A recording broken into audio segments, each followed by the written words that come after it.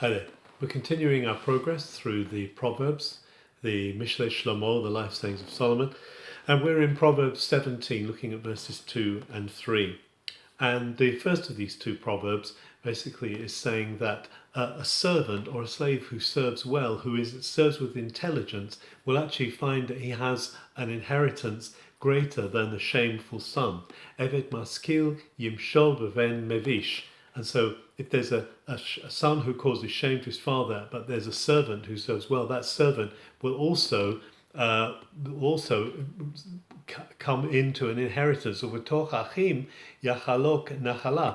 among the brothers, this servant will inherit.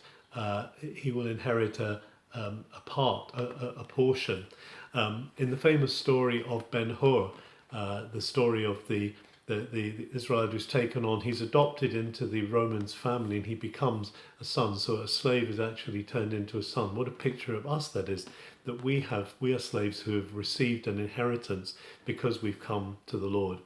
And then verse 3 is basically saying, Matzrof lakesef v'chul zahav. There's the crucible is for silver and the furnace is for gold. Uvochen libot Adonai, but the Lord weighs hearts. And this word bochen is really, it's a special word that means to test metals.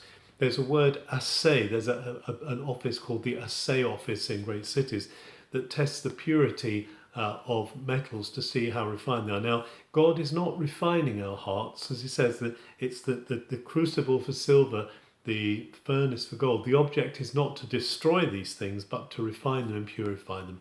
And so what the proverb is saying, just as we would put fire to precious metal to refine it, so God's fire, God is purifying our hearts to refine them, to make us more like himself. Let's be open to the fire of his presence, the fire of his spirit. When he corrects us, when he changes us, it's because he wants to refine us, not because he wants to destroy us. Have a good day.